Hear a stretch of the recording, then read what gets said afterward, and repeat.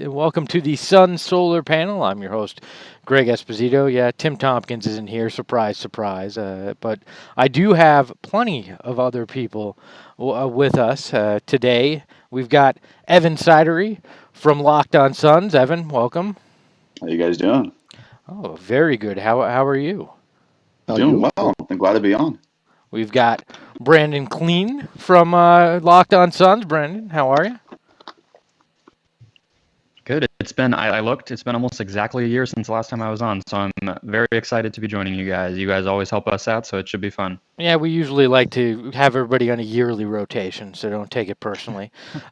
Perfect. And then we've got Paul, and I'm not even going to try your last name, Paul. I'm not going to Tim Tompkins this. Paul, go ahead and tell everybody your last name. He's from Fanning the Flames, by the way. Paul Bishelia. There we go, Bishelia. Also, half of the show. And he's also my personal lawyer and accountant, just so you guys know that as well. No, it's Justin, isn't it? No, I asked Paul for my legal advice because I don't... I'm the accountant. Yes, but I don't trust Justin's legal advice. So I asked Paul for asked Paul for legal advice. So even though he's not the lawyer. And then my favorite my wife and help you out. my favorite frenemy and man I have to deal with on a weekly basis, Dave King. How are you, Dave? How's it going, Espo? What the hell are you wearing? What is that shirt? It's the Count from Sesame Street. You know.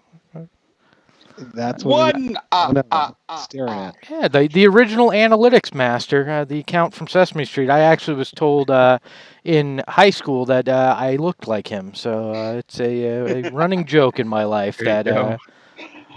So the Count makes an appearance here. So yes, Tim is out for God knows what reason. He probably has to buy some new glasses.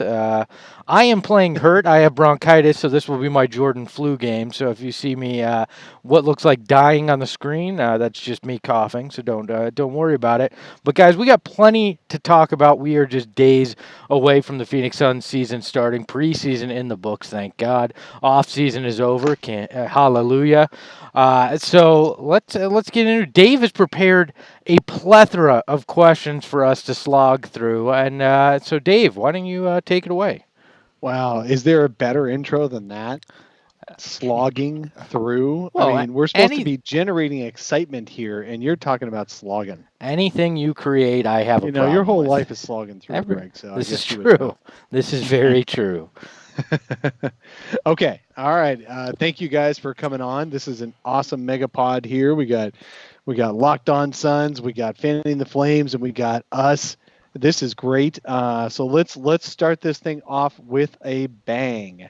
The very first thing, the very latest news was D'Angelo Russell saying in a magazine article where he and Devin Booker and Karl Anthony Towns are on the cover. And in the interview, he says, we are going to be on the same team together in the NBA. Which team is that going to be, Paul? A team that none of the three of them are currently on. Okay, well, come on. We need some wild takes here. What team are they going to end up on? I mean, legitimately, the Suns had a shot if they had gone after Russell this past summer. Because I think there's no chance now. No, I don't think there's no chance. I just think it would have been a lot easier if they got Russell over the summer, and then it's like, okay, now put together a package of what you got left for Towns once he says he wants out. But now you have to get two of them to say they want out because both of them are on contracts. But I mean, there's always been the rumor like that the plan the Warriors did was to get Russell to then trade him for something else. So I don't know. What are the teams that like people thought he'd be pushed to? Because there's only like 27 other teams. It's not. I doubt it's going to be Minnesota. Honestly, of the three teams they're all on right now, Phoenix does have the best shot at it. If it's one. If one of them is going to stay on their current team. Yeah. Okay. Brendan, what do you think? Gonna be Golden State, right? What's that? It's definitely not going to be Golden State, right? We can all agree there. That's Steph and Clay and Draymond, and I don't think they're going to it's not happening there. No. All 6 of them. Yeah, exactly. I don't know. Golden State's done things that are more surprising than that in the past. They may figure out how to pull it off. I never put anything past the abilities of the Golden State Warriors, especially with the new arena now. Yeah, they somehow figured out how to get Andre Iguodala on there when they had $0 available back when they finished off their team construction. How about you, Evan? Who do you think they're going to be with? I feel like nowadays, if it's not Phoenix, I mean, I think we all hope it's Phoenix at some point, but I feel like if you're not on the East or West Coast, like in New York or Miami or in LA, I feel like you don't have a shot anymore with like big time stars. I feel like it's going to be one of those two or three markets for sure, if it's not Phoenix. So they're going to be Knicks. So Phoenix, yeah. So none of those guys played defense.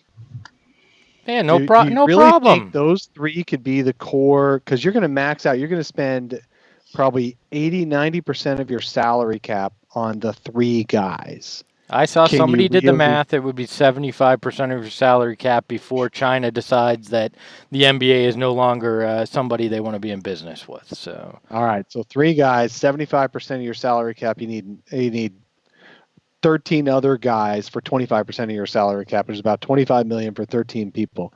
Can those three be the core of a championship team?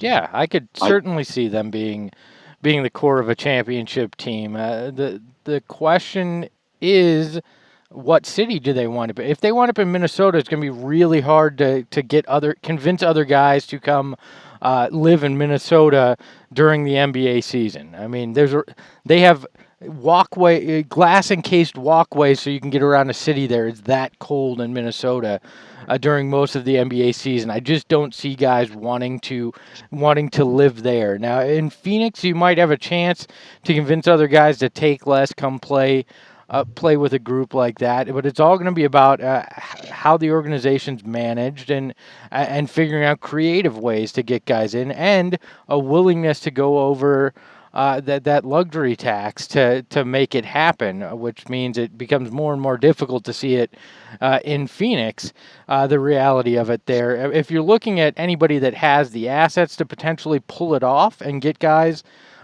those three guys into their team, it's certainly the Suns, because, I mean, I threw it out there as a thought experiment. I don't know that this is anything that would ever be considered, but the swapping, having DeAndre Ayton be the main portion of a trade for Cat, with Minnesota, that's a logical there. You throw in other picks or pieces, and then you've still got, if you haven't given up Mikal Bridges, in that you still have a piece like that you can deal. I think Rubio's contract's actually going to look like a bargain here in a year, that you could potentially use him to flip for somebody in a deal.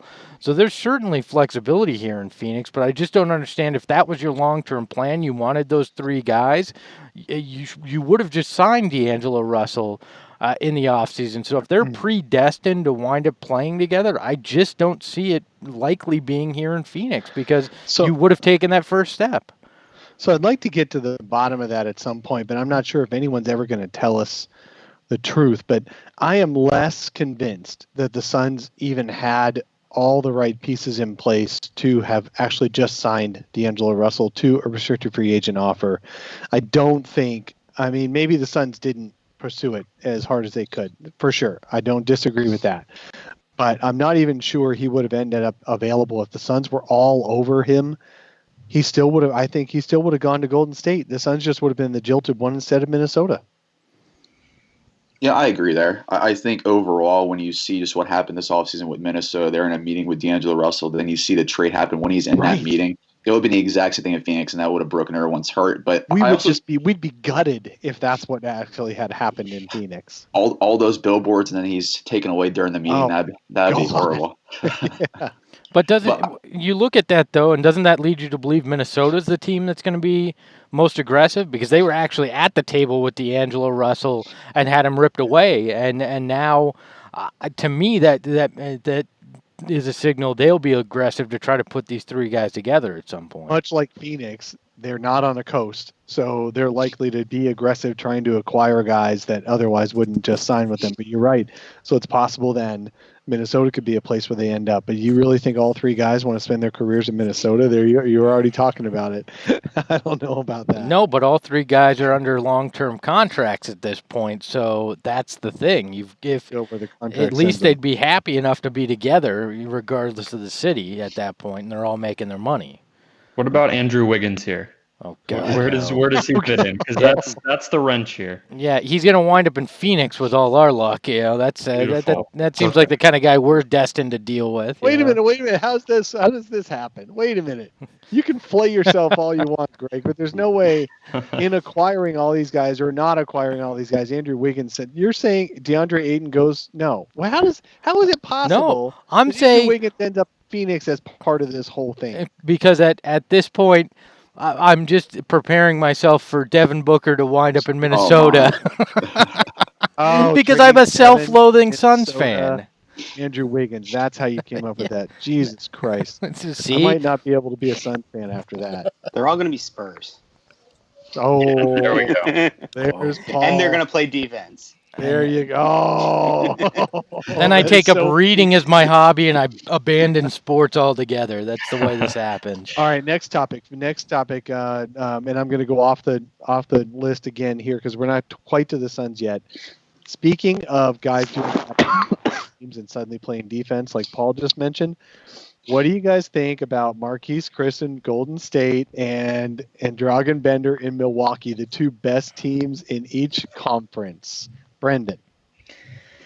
It's pretty insane, honestly. Like, I know that we said all along with some of these guys that came through Phoenix that the whole thing was that the circumstances were just completely wrong for them to maximize their potential. But I also don't think I expected it to happen now. Like, I don't know if Bender's going to play, and I think Chris is more of an injury fill-in, at least it seems right now. But the point you make about it being not only two good teams, but two great teams is you have to feel pretty sad about that after watching these guys flame out here and the Suns not be able to put together a plan for them. But I mean, I do, especially for Bender. Like, I don't know if I necessarily think Chris deserves much after the way he handled himself. I'm happy that he's getting a chance, but especially with Bender, that guy found a situation that's perfect for him, and I hope he plays.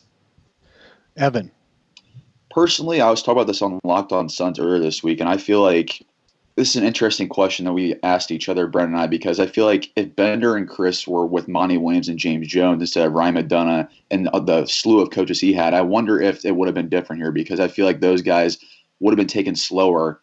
And that's kind of what they're doing in Golden State and Milwaukee. They kind of mature now after 3 or 4 years, and they're ready to finally contribute. I feel like with the Suns and Monty Williams, what we've heard from him so far, and James Jones, I feel like they actually would have used the G League for those kind of guys. They would have actually taken them slow, not give to them minutes. I feel like the plan with them would have been a lot different than we saw under McDonough. And plus you have, speaking of G League, you got Josh Jackson, who has agreed to join the Memphis Hustle for the Grizzlies. Quote unquote, agreed. Right. But what I heard back in the day, back when Bender and Chris were rookies, there was a huge negative outpouring from the agents that they didn't want their kids going to G League because they might not succeed in the G League, and how can you possibly recover from not being awesome in the G League? You know, you almost feel like if you've got a top 5, top 10 pick in your stable of players, you don't want them flaming out in the G League, while they're trying to make their way in the NBA. I think that could, there was a big worry that could totally destroy their careers even more than they ended up being destroyed. So I'm not sure. I'm sure Josh Jackson's only doing it begrudgingly. So I'm not sure G League would have helped. But it's almost like their agents knew that they were going to suck, and they didn't want them to suck in the G League. Right. They wanted them to suck as starters in the NBA. Well, they knew Dragan Bender was not an alpha or a beta. I mean, he's kind of a zeta kind of guy. I mean, he would have been a facilitator in the G League too, passing the ball off. So it would have been interesting. My take on it is, they kind of didn't have a chance in Phoenix because they were top 5, top 4, top 8 picks, Chris and Bender and Jackson.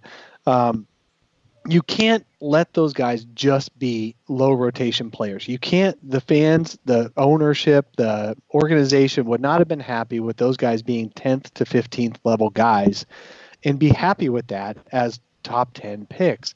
But now with Golden State and with Milwaukee, they're allowed to be. Marquise Chris, we're all happy for him. We're excited for him that he can be the 15th guy on a roster. You know, we're excited for Dragan Bender to be the 15th guy on his roster. For those teams, that's fine because they were picked up for nothing. But for the Suns, we never would have been happy with those dudes being 8-8 off the bench for 30 out of 80 games, you know, or 5-6 off the bench.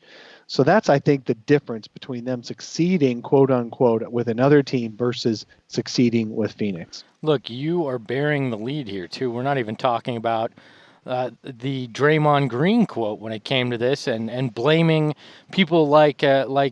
Well, I can't. Yeah, he blamed us too. People like us, basically. The media not being willing to be tough on a team, and I just don't think that's a fair assessment either. Because I mean, let's be honest, there was failure on both parts. The Suns failed to put these guys in a situation where there was true development that they could go through, working with the right guys. Not just head coach, but full coaching staff, and people around them to help them grow both on and off the court. The support system was not there. But that does not take the onus off of Chris and Bender themselves. Dragan Bender never asserted any kind of will to play well on the court. He was passive in everything he did. Marquise Chris appeared to be a head case for his entire time here, and there's a reason that the Warriors are his fourth team now. It's not like he left the Suns and automatically the switch flipped and he got it now. And I'd argue we don't even know that he's got it now in Golden State. He happens to be playing with Steph and Draymond, and in a situation with the Steve Kerr that it can hide a lot of flaws, and it was preseason, so we don't know. So, but Dave, you're 100% right. The pressure is now off. Nobody in Milwaukee goes, well, Dragan Bender's the fourth pick. He needs to do X, Y, and Z. They're like, they're treating it the way we treat Frank Kaminsky, right? Exactly. It's like, you stole my point. Sorry. All right, let's go to Paul. Paul. Talk about Frank Kaminsky. Well, because it's like he's literally in the same situation, just on the other side. He kind of flamed out in Charlotte for similar reasons. They don't have great development. Sorry, my alarm's going off. That's what happens when you wake up early. So, he flamed out in Charlotte because he was a high pick and they expected a lot from him, and it wasn't kind of what he could produce at the NBA level.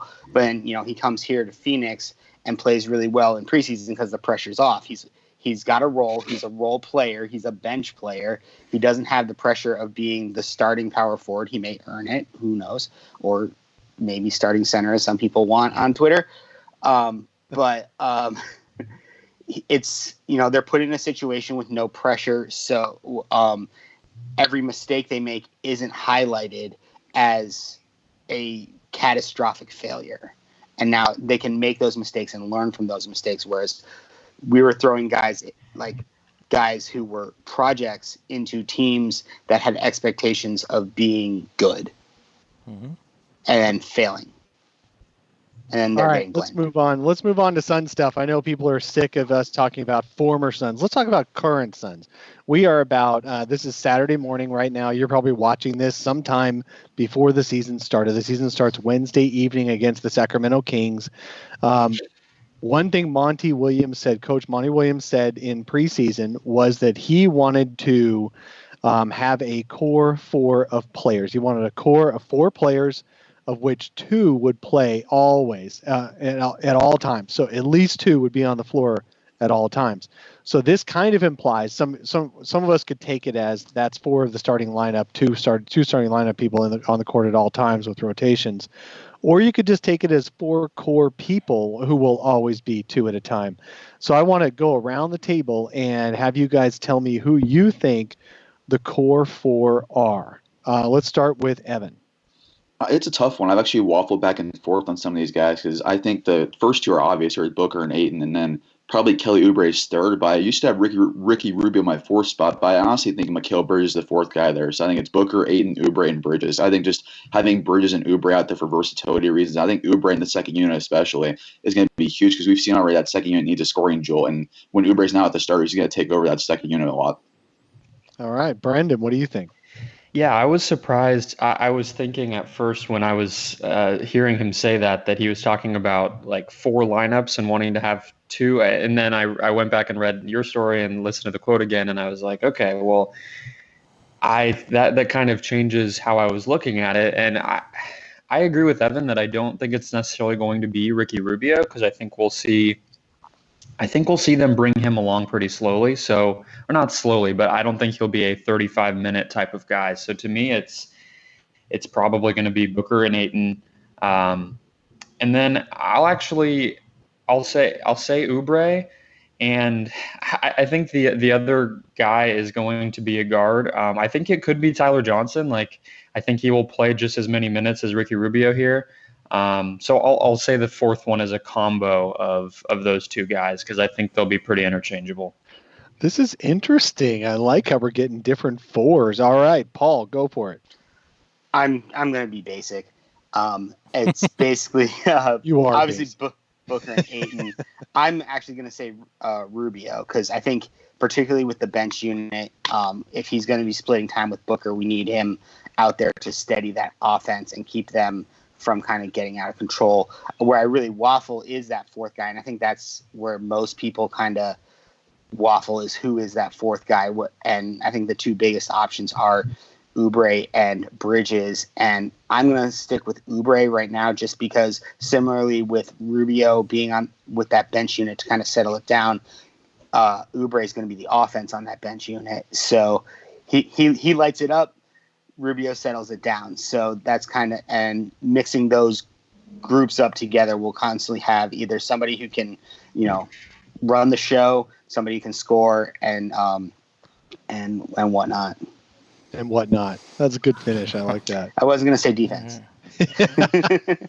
Great. Well, you can't with the 4 you chose. That's for sure. It's Rubio, Booker, Ayton, and Bridges. I do not believe in Oubre. I'm in the minority with this. I think they felt it was necessary to re-sign him based on the energy he brought and the cohesion he brought last year to the locker room. But I don't think that he is a part of this core here, and he's sporadic offensively. Like we talked about, liability defensively. I don't feel like he is part of this core. I think Mikal Bridges is the guy that will prove that offensively he is improved. And I don't even think it's fair to say improved. He's just going to have more opportunity. I think he'll take more opportunity this year, and he'll show his offensive prowess. He's better defensively. I think it's Bridges, and then I think you're going to have either Booker or Rubio on the court at all times to play that facilitator role. So I think it's Booker, Ayton, Rubio, and Bridges. I'm going to be different from all 4 of you guys. Perfect. And I'm going to I am the guy probably on this pod, I don't know, but I think in the state of Arizona, I'm the guy least likely to criticize DeAndre Ayton's future and ability to be a great player in the league. However, I'm going to say DeAndre Ayton is not part of this core 4. I feel like if I'm Monty Williams, now this doesn't mean there's other guys, they're going to play 30 minutes a game. It's just that it's okay if they're on the bench. They're not part of I got to have 2 of these guys on at all times. I really feel like that the core 4 would be Bridges and Oubre, and then Rubio and Booker. That's who I think the core 4 are. They can facilitate, they can finish, they can score. They can do outsized versions of those things in their own way. Obviously, Oubre creates his own shot and finishes, and Bridges just takes what he can get, and he plays total defense all the time. Oubre and Bridges together on the court are pretty good, pretty dynamic because they help each other get steals in the half court. And I just think Booker and Rubio, one of those 2, has to be on the floor at all times. One of Bridges and Oubre has to be on the floor at all times. Well, there's 2 of your 4. So that's my call. Dave, if Ayton is not part of that core 4, Monty Williams has failed systematically at what he was brought in to do. No, he was brought in to win games, man. And I really think those 4 will win games. That doesn't mean Ayton's not going to play 34 minutes. It just means that of the core 4, where there's going to be 2 at once, one of Booker and Rubio and one of Bridges and Oubre. And let's bring it back real quick to our previous conversation, though. Bringing Ayton along at a pace that works for him, putting him in that pressure situation, that dude is could detrimentally hurt him and his growth. So, whereas you have guys who can handle that pressure a little bit more because they have more experience, let that be the core per se, but they don't have to all be the best players on the team. You know, the best player on the team is not always a captain. Yeah, it depends on how you're defining the core. If we're talking about the 4 most important players, it's different. If you're talking about which 4 guys are going to be at least 2 of them on the court at the same time, yes, you are correct, Dave. If I'm taking it as that. I get that from that perspective. If he's not a part of the core group, the 4 guys that are most important to this roster, there's a problem, though. I think DeAndre is the second most untouchable guy on the team, and the only reason you trade him is if you're going to get someone like a Towns, but or someone better than Ayton. But so I think he's the second most untouchable. But in this context, I'm going with a core 4 of the guys you want on the court at all times. That is fair.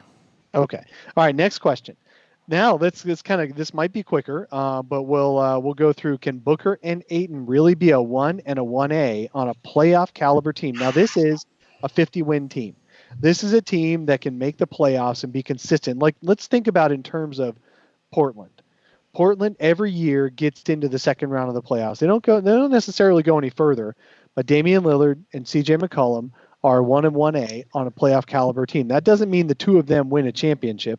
That just means they're playoff caliber. So that's my question. My question isn't championship winner. So I'm not talking about Tim Duncan here. I'm not talking about Tony Parker here or guys like that. I'm talking about guys who can do 2 players, Booker and Ayton. Can you be on a 5 years in a row playoff team as 1 and 1A? Greg, you go first. I think we'll find out this year because we need to see DeAndre Ayton with a true point guard. No, this is the prediction. This is the season prediction pod, man. I will get there. I'm just making a point here, all right? Jeez. It's the preamble. Jeez, man. I think we will see that DeAndre Ayton shows those kind of flashes offensively that you need to buy into it. So I'm going to say yes, they can be a 1A and 1B on a playoff team. Now, if we're talking championship, if you take that next step, I'm not sure yet. I really don't know. We just need to do if we're talking playoff, yes, I think they can be the 1A and 1B on a playoff team. When you look around the league and see some of the back half teams that'll make the playoffs, I certainly think that Booker and Ayton have far more potential than some of those groups. So I certainly think they could be 1A and 1B in a playoff team. All right, Paul. Yeah, I agree with that. I mean, it all comes down to the building of the rest of that team and building those with complementary players that minimize the weaknesses of Booker and Ayton to allow them to focus on the areas that they can truly excel at. So that's really the thing. Are we there yet as a team? Clearly not, but are we on the path? I hope so. All right. Brendan? I think with Devin Booker, it's pretty much, at least to the level you're talking about, of like a competent, above average, consistently good team. I think he's already shown the skills that are needed to get there, on offense especially. But like he's a guy where his scoring, I think, is going to be so dominating that even if the defense doesn't necessarily get to where we want it to, it'll be okay. The other guy is the concern here for me, whether I say yes or no.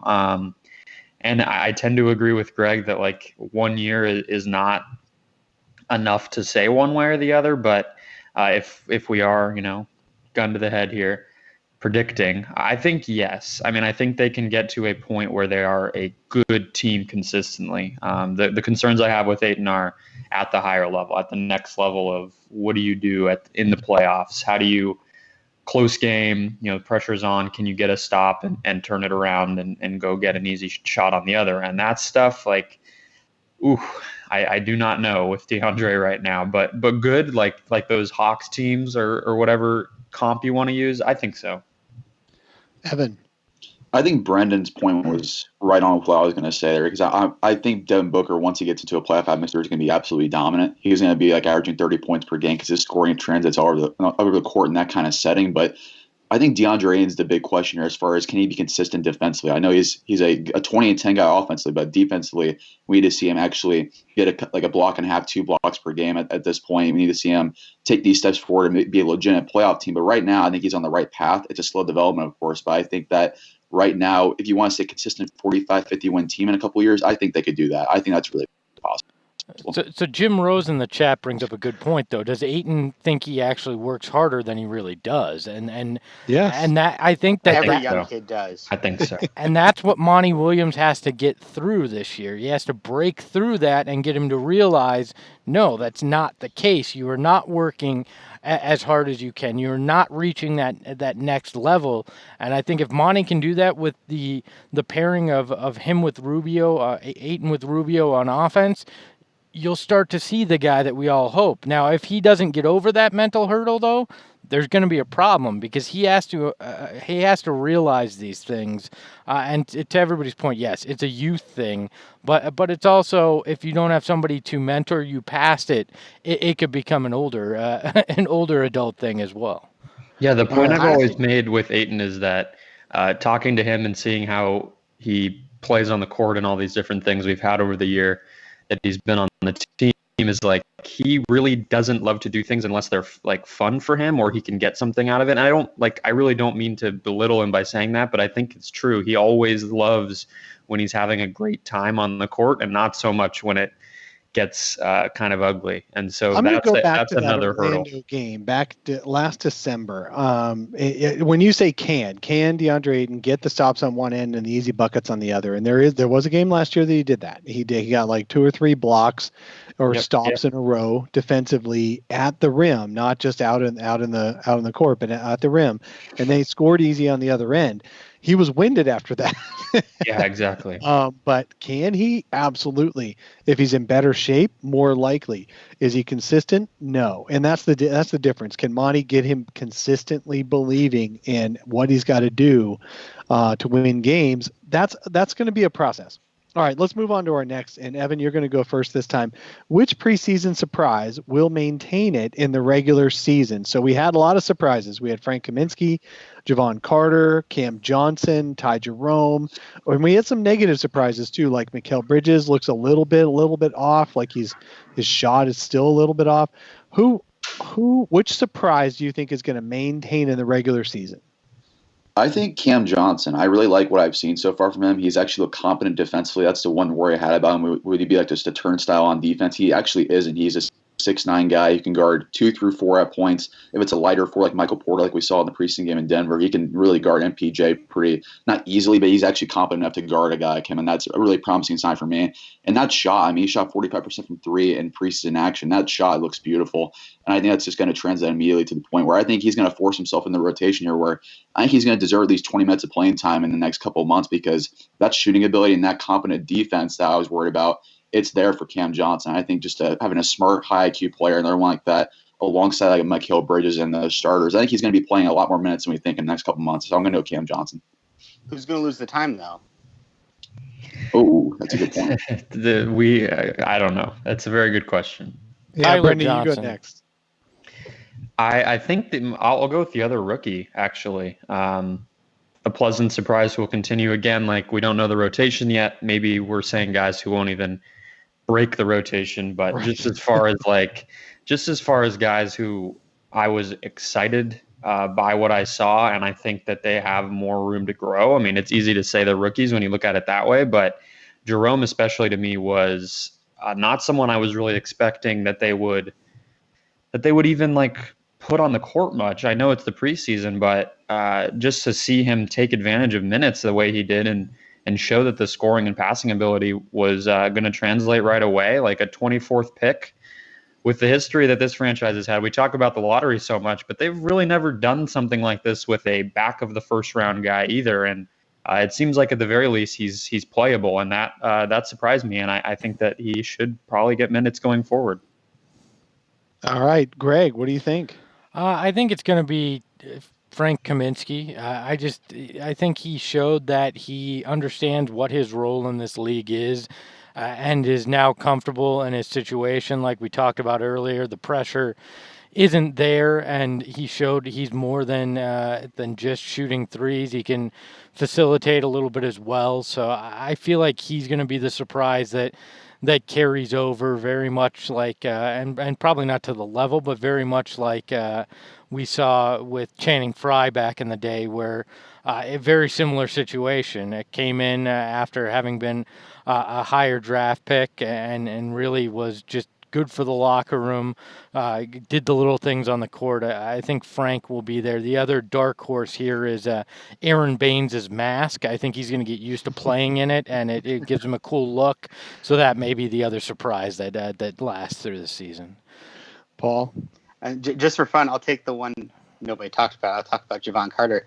I thought it was really interesting that when they sat Rubio and Booker and Ayton, he was the one that was chosen to be the starting point guard. That tells me a lot about what Monty thinks of him. I don't know how much time he's actually going to get in the rotation, but I can see him being like in emergency break glass. We need to get this guy shut down. He's the one who gets brought in. That's a good point. Very good point. Did he start though because Monty didn't want to, thrust a Ty Jerome into a starting spot where? And why didn't we start Johnson? Because I think they're trying to not rely on Tyler Johnson as a point guard. They're trying to utilize him as a backup shooting guard. That is an interesting development from preseason. We kind of all came in thinking Tyler Johnson would be Ricky Rubio's main backup, and that isn't the case at all. Tyler Johnson is definitely the backup shooting guard who might touch it, but I don't think Tyler Johnson dribbled the ball across half court once this preseason. No, well, he didn't play much either, but. Well, he had that one. He made 4 of 6 threes in that Portland game, like everybody else did. Yeah. He played a lot there, and he still didn't carry. He didn't hold the ball at all in that game. I'd argue that's a flaw on this roster, though. Who? If it's not Tyler Johnson, who's your backup shooting guard? No, it is. It's got to be. No, but they'll just go big. Oh, Alfonso McKinney. Yeah, there you go. We get the Marquise Chris disposal. How great would that be? Bridges. Bridges should be the backup shooting guard. Cam Johnson, backup shooting guard. I mean, there's a lot of guys who could slot in and be called in a lineup, because it's just just talking about lineups, rotations. Sure. You're gonna have about 5 different guys playing the 2 this year. But if you're looking for a guy that can be the poor man's version of Devin Booker, who can handle the ball for you, can shoot the 3, I mean, it just seems like Tyler Johnson makes the most sense. By the way, if Alfonso McKinney winds up here, it's the most productive thing Marquise Chris ever did for the Phoenix Suns. There you go. Yeah.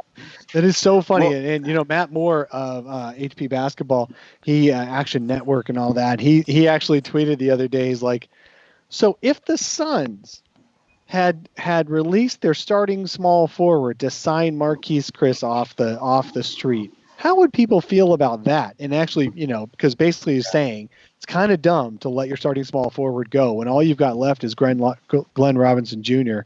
to play at small forward. Yeah. And just to keep Marquise Chris, who's never proven it on any other team that he can actually play in the league. So, but the Warriors are getting lauded for making that move. It's this whole Draymond thing of standing in front of the media every night after preseason games and talking him up. You get kind of forced into it when your player starts advocating for him, which is crazy. The fact that Draymond, of all people, would see the beauty of Marquise Chris's game, I think that's a big upset from the preseason. Well, and when you factor in that there's actually been a few talented but has to develop skill big men who've gone through that organization that have been forced out because they didn't get a chance. And now all of a sudden they are the player development organization for big men. And Kevin Looney has worked out a bit. You've got Jordan Bell, who didn't work out. You've got a couple of other guys. I think there's 1 or 2 on their Damian Jones is the other one, who just hasn't worked out, and they're kind of like a Marquise Chris, and now all of a sudden Marquise Chris is, hey, we're going to save his career by the Warriors, and I'm not sure he's in the right spot there either, because there's a lot of pressure. There's no, I can make mistakes and stay on the court. Maybe there's a WWE move that's about to happen here, and opening night, Klay Thompson's going to run out during the starting lineup, and he's their starting a small forward there, and blows everybody's mind, and it all With makes a big sense. brace on his knee. Yeah. That's right. They just played Draymond at small forward. That's true. Oh, You could do man. that. And he might take 7 threes a game again this year. So, Anyways, wow. let's get back to the Suns. Enough Warriors talk. Yeah. Okay, so now let's do on the bad side. Who's bad preseason? Who's questionable? Like, ooh, I was worried about that preseason. Is going to carry over. Devin Booker still not shooting awesome, and he doesn't look comfortable in the offense. But they were purposely not targeting him or giving him the ball in the preseason so everybody else could learn how to play. Or Ricky Rubio missing almost every shot he took from long range, or Mikal Bridges missing almost all of his shots. I mean, what negative from the preseason, or DeAndre Ayton not looking like he's developed into more consistency, even though he says he's the most consistent guy out there? What's negative preseason storyline do you think carries into regular season? Greg, you go first. Well, it's certainly not going to be Devin Booker. We know that. I actually think it's one that you didn't put on the board, and I think it's Saric's slow start. I think that's going to persist. And Dave, we mentioned it last week, but you wrote a little bit about that Saric is consistently a slow starter, and that he usually doesn't turn the corner till December or January. So I think he could very much just have a pedestrian first month and a half of the season. It'll be interesting to see if Frank Kaminsky continues to play the way he did, if we start to hear people pushing and advocating for Frank to start over him. I don't think that's the right move, but it'll be interesting to see, because I certainly think Saric gets off to a slow start. Well, he did make 50% of his threes in preseason. He just didn't play a lot. That's for sure. Okay, so Saric. Now let's go to Evan next. I think for me, it's Mikal and his three-point shooting, because I believe he shot 22% from three in preseason. That's a guy who shot a career 40% at Villanova, and that's worrisome to me because he shot only 30% from three last year. The hitch in his shot still seems to be there, and that's really worrisome to me as well, because he used to be just a flawless shooter, and now all of a sudden he's a guy who's inconsistent from three, and that's just a bad sign for me, because Mikal, you draft him to be a 3-and-D player, a 3-and-D prototype guy. He's an elite defender. He's supposed to be an elite shooter too, but the shooting's not elite yet, and it should be. And I think that's just a little cautious, a little concerning for me, because Mikal's supposed to be that guy you rely on as like that Robert Covington type of player, and so far defensively he's like that, but the shooting ability has to come around soon, or it's going to be I think it's going to be very concerning for me as far as Bridges, because he's a guy all of a sudden that went from 40% to 35 to 20%. It's regressing at this point. How worried how much do you think missing training camp with the injury and the injury itself impacted that, though? It's certainly possible. I definitely think that's a possibility, but I think like the form and yeah, especially the knee and the form and the shot, though, that's what worries me the most, because like it's hard to tell, like on camera, I know people can see, but he shoots like this now. I don't know why he does that. It used to just be straight on, and that just I don't know why. He goes around. Kind of does. I don't know why. It's weird. All right, Paul, you. I'm actually concerned kind of about Tyler Johnson. Oh, you stole mine. Because as we said before, we're kind of thin at that backup shooting guard, and that's kind of where he's being put. And it's kind of a bit of a carryover from last season as well. He didn't put up the greatest stats. I mean, it may be that the team's competent with him on the court, but his actual production has been lacking and hasn't been consistent. And that's kind of a concern for me, just because he's kind of, his role is kind of a bit of a linchpin. Brendan, since he took yours.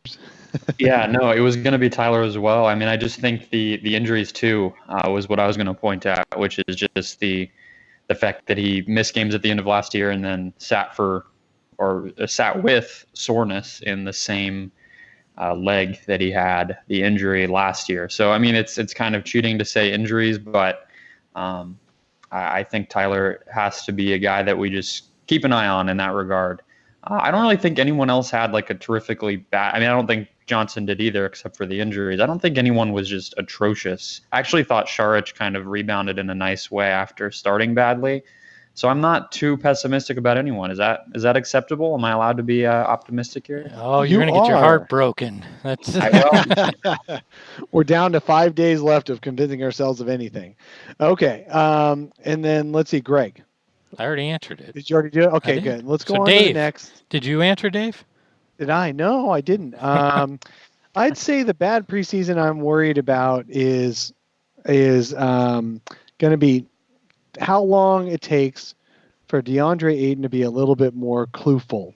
Right now, he's a little clueless on, like, he'll say, like, I went up one day during training camp and I asked him, are you getting too much information in training camp? He's like, oh, no, we got this down. We know what we're doing. And then 2 weeks later in preseason, I asked him just this past week, so are you getting a little bit information overload? He goes, oh, training camp was overload, man. We couldn't process anything. And I'm like, dude, you're the one who told me you had it down in training camp. But then he's like, training camp was overload, but now we got this. We know it. All we got to do is focus on the details. So he's always a little behind what he says he is. And one of these days he's got to get a little more aware. Now, he is the second youngest guy on the entire team still. Dave, he's the only one who's younger than him, I think. Dave, I told you last week you need to treat DeAndre Ayton the way I treat you. Acknowledge that he's talking, but ignore what he's saying. I mean, that's just what it comes down to. But at some point, Monty's got to get him to actually understand what it takes to be consistent. You're right. Brendan's right that he likes to have fun out there. Sometimes fun is doing the dirty work for him, as long as it's productive and it gets him somewhere in the moment. And he's just got to develop more consistency. So I think he's going to be 20 and 12 this year. I really do. I really think he's going to play 35 minutes a game.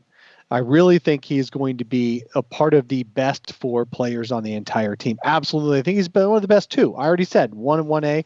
I think they can be a consistent playoff team. I really do, with those 2 as their best players. Absolutely. But does he need to get better and more focused? Sure. Even then, he has to get better and more focused. It's going to be a career progression for him where he's going to get better and better all the time. But that is my worry, that he didn't quite make as much of a leap as I hoped in the offseason. I didn't expect him to be perfect, but he's still got probably further to go on the self-awareness part than I hoped for. Shaq was one of the least self-aware people when talking to the media, you could argue, but he did it on the court. So I don't care what he says off the court. If he's performing on the court, DeAndre Ayton's fine with me. All right, now we're going to move to our rapid fire, our quick questions. So quick answers. We're just going to go around the horn fairly quickly. You got about 15 seconds or so to answer, so you don't have to explain yourself much. Just give us an answer before we wrap this up, and then Greg can lead us into if there's any questions that we got to do. But let's do this rapid fire set first. In what category? And we'll always go. Let's just do this. We're going to go Greg, Paul, Evan, Brendan. Okay. So rapid fire. In what category will the Suns lead the league this year? I'm going to say 3-point attempts. Oh, okay. Paul. Steals. I'll say 3-point percentage. Wow. Brendan. Turnovers. He goes safe. Question number 2. No. Oh, yeah. So leading the league. Okay, Brendan gave 2 answers in one. Okay. In what category will the Suns be the worst in the league? Last in the league? Greg. I'm going to say offensive rebounding. Okay. I was going to say turnovers. All right. Evan. I'll say like defensive rating. Defensive rating, man. Okay. So they're going to lead in 3-point percentage, but worse in defense. That sounds like a fun team, actually. It sounds like the Kings, doesn't it? Yeah. Brendan, go ahead. Yeah, well, I mean, turnovers. I think they'll toss the ball around quite a bit. So I guess I misinterpreted the first one, but they'll lead the league in the most turnovers, which will be the worst. Okay, so clearly Ricky Rubio is going to have the most assists this season. He's going to be the assist leader no matter what, whether he plays 28 minutes, 32 minutes, 34 minutes, whatever it is. He's going to lead the team in assists. His first 6 possessions of the game the other night, Ricky Rubio had 6 potential assists, and they were wide open. So that dude is going to lead the league in assists or not lead the league, sorry. He's going to lead the team in assists, and he'll probably be top 5 in the league. But who will be the Suns' second leading assist man? Last year, that would have been, like, you'd first think maybe Booker, but would it be Ty Jerome, or would it even be Frank Kaminsky, who had 8 assists on Saturday night in a preseason game, or somebody else? Who's second in assists, Greg? Dario Saric. Ooh, Dario. All right, Paul. I'm gonna go with Booker. I think him and Rubio are gonna split some time, so he's gonna be running the show. All right. Yeah, I agree there. I think it's going to be Booker. I think it's going to be around 5 assists per game. Okay. Brendan. Yeah, I got Booker as well. All right, we got 3 Bookers and a Dario. All right. I actually think second in assists is going to be, by the end of this season, Ty Jerome. I think Ty Jerome is going to force his way, and Cam Johnson are both going to force their way into that rotation. Okay. Booker and Ayton will lead. Oh, you know what? I didn't do my previous categories. Okay, in what category will the Suns lead the league this season? I think it's going to be transition points. And in what category will the Suns be the worst in the league? It will be giving up transition points. Okay, so let's jump to Booker and Ayton will lead the team in scoring. I think it's almost certain. Booker and Ayton are both going to be in the 20-plus point range this year, even if Ayton might be in 18 points, but still, they're going to be the top 2 in scoring. Who will be the team's third leading scorer? Greg. It'll be Oubre, but it won't be pretty. Okay, it'll be ugly... inefficient. Okay, Paul. Ty Jerome. Ooh, third on the team in scoring, Ty Jerome. He does have a sweet shot, and he knows how to get a shot anywhere. That's good. That's interesting. All right, Evan. I'll say Oubre as well. I'll say like 15.5 points per game. But like Greg said, I think it's going to be like really inefficient this year from what we've seen in preseason so far, at least. Wow. Okay, Brendan. I'll go Tyler Johnson. I'll throw a curveball in there. Wow. Okay. All right. Here we go. So third leading is Tyler Johnson. Interesting. Okay. Dave, who do you have? And I think the third leading scorer actually is going to be Kelly Oubre too, in an inefficient way. I wish it would be Dario Saric because that would mean that he really, really is the guy we wanted him to be. I don't think it'll be Rubio. I think Rubio will be 4th or 5th or 6th in scoring. So we got to go Oubre, I guess. All right. Now, Ayton is going to lead the team in rebounds. That's pretty obvious. Who's going to be the second leading rebounder on the team? Greg. Aaron Baines. You think Aaron Baines, Mr. Backup, Mr. 15 minutes a game for his career. Every place he's ever played, he got 15 minutes a game. The Australian national team, 3 different NBA teams, he's gonna hustle. College team in the States. He's about the most consistent 15 minutes a game, 5 rebounds, 5 points guy I've ever seen in my life. He's going to hustle his way into this lineup, and I think there's even times where he may close games if DeAndre isn't showing the effort. I do think he will close some games, that's for sure. Early in the season to send a message. Yeah, oh, that's interesting. Okay, Paul. Ty Jerome. Shut up. No, for real, Saric. Saric? You think Saric is going to be second in the team in rebound? All right, Evan? I'll go with Kelly Oubre. Kelly. Oh, okay. Interesting. I was debating that one. All right. Yeah, I was going to go Oubre as well, but I will. I'll go with Baines. I think that's probably the most safe answer. I know he'll not play a lot of minutes, but if we're just talking like when he's in the game per 36 or whatever numbers you want to use, like I think he'll be right there. On a per 36, I totally agree with you guys. Baines for sure. I just don't think he'll get enough minutes. But yeah, absolutely. I think it's going to be Saric. I think it's got to be Dario Saric. I really think he's going to average about 7.5. His second year in the league, he was only 23, and he was with Philadelphia, 51 wins, and he was their starting power forward, and he was like 15 points and 7 rebounds a game, and I think he's going to do that again. All right, so our last rapid fire question. This is the ultimate question of the pod. We are going to lay our hearts out there. We're going to tell you how we think the Suns are going to do this year, all in one number. We are going to predict the number of wins that the Suns are going to have this year. This is going to be for all time. We're going to play this YouTube over and over and over again. You guys are going to be stuck with this number for the rest of your lives. Greg, how many wins do the Suns end up with at the end of 82 games? 33. 33. That is a 14-win improvement. 33. It was this is Sam Vecini's podcast I was listening to the other day, and they were talking about the over-unders on the Suns. The Suns have over-unders around 27. That means they've got to win 8 more games than they did last year. And I had previously done this research, and they did it as well, that there's only about 8 teams. There's only 7 or 8 teams in the league who had 8+ wins over the previous year. Won 8 or more games over the year before last year in the league. That's almost a third of the teams. So that's pretty good. But at the same time, that's a lot of extra wins. So, Greg, you're predicting 14 extra wins. Yeah. I think the only team who did that a year ago was the Kings. Dave, you kind of lost the whole rapid fire part of this. You tell us one word and then you go on a diatribe. You just wanted more time to talk. I just wanted more time for myself. 15 seconds for you, 2 minutes for me. All right. Okay. All right. So, Paul, how many wins? I'm going to go with 31. 31. I think there's been enough turnover of the team with actual competent NBA players that they will look like a competent team, which is about 31 wins. All right. Evan? I'm going to go in between what Greg and Paul just said. I'm going 32.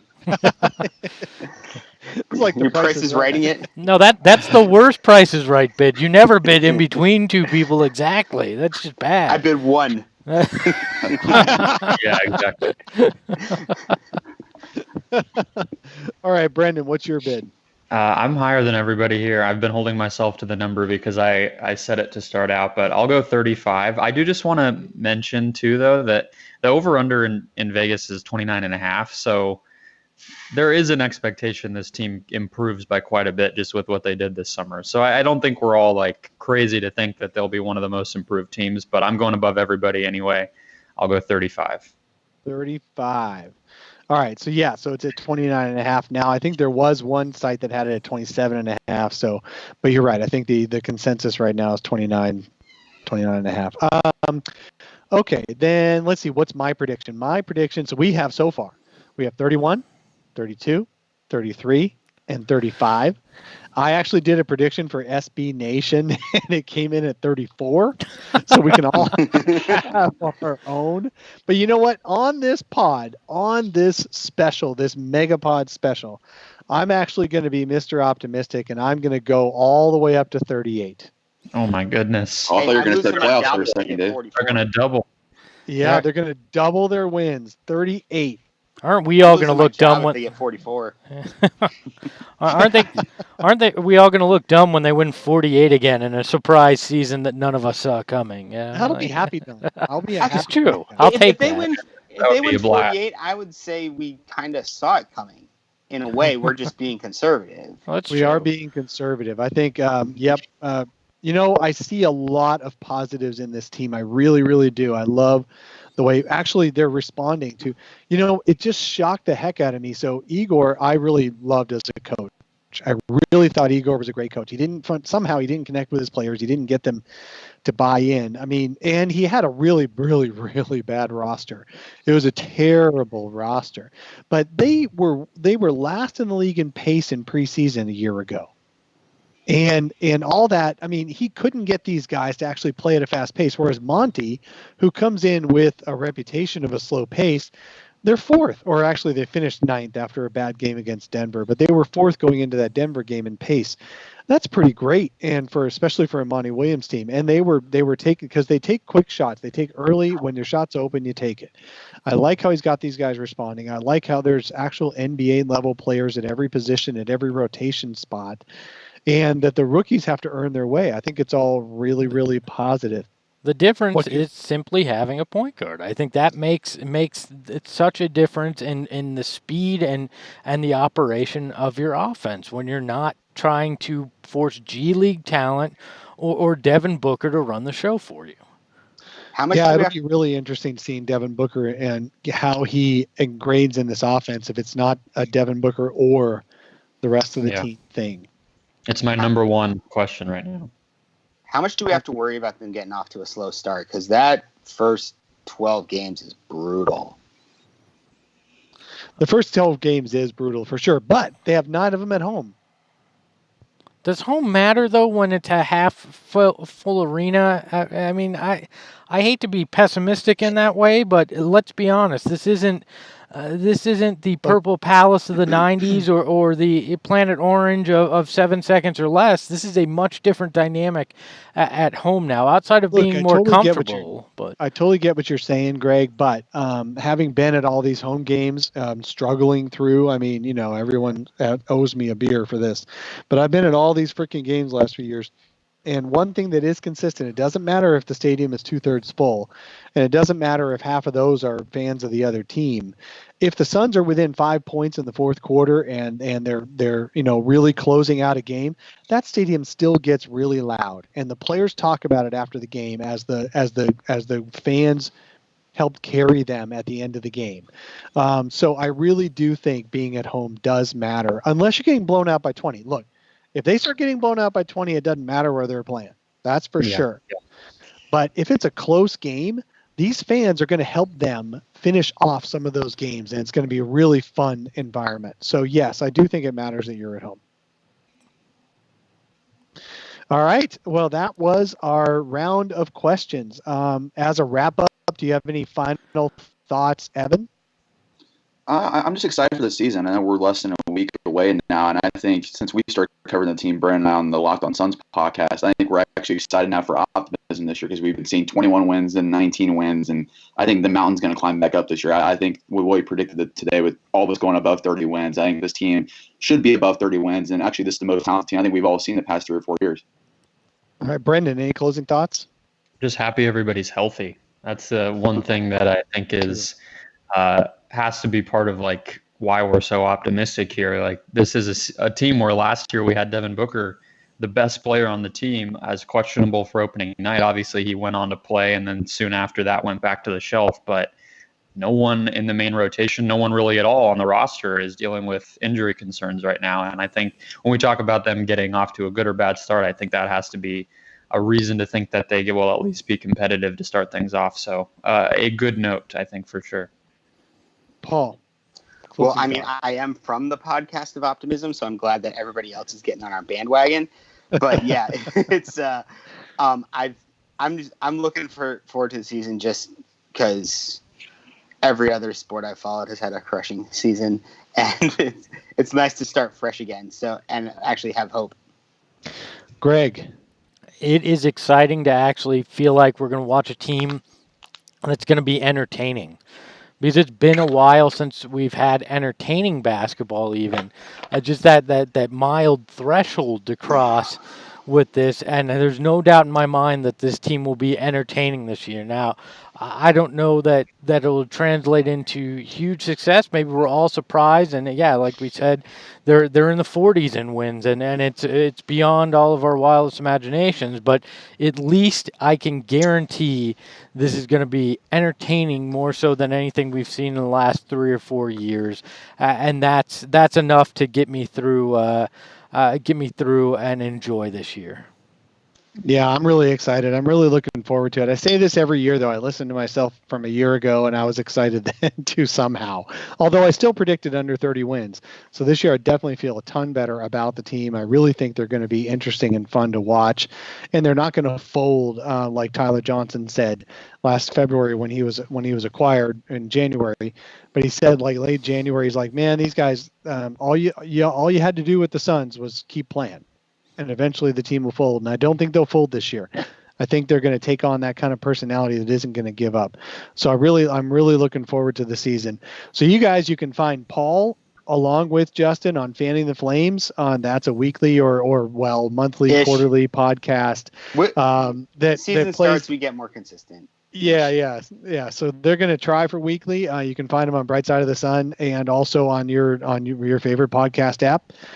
You've got Brendan and Evan who do daily Locked On Suns podcasts. And those guys are great because they recap exactly what's going on that particular day that it happened instead of waiting a week like we do. So really good job. And of course, Greg and I, along with Tim, you'll find us on Solar Panels, a full show on Saturday mornings and a half show on Wednesday evenings. So stay in touch, guys. Yeah, Dave, I love that you just crapped on us. They're like, yeah, well, we half-ass it, but the Locked On guys, they're on it all the time. So. I'm giving everybody props, except for Fanning the Flames, because you guys don't do it consistent enough. You guys have a great time when you do them, though.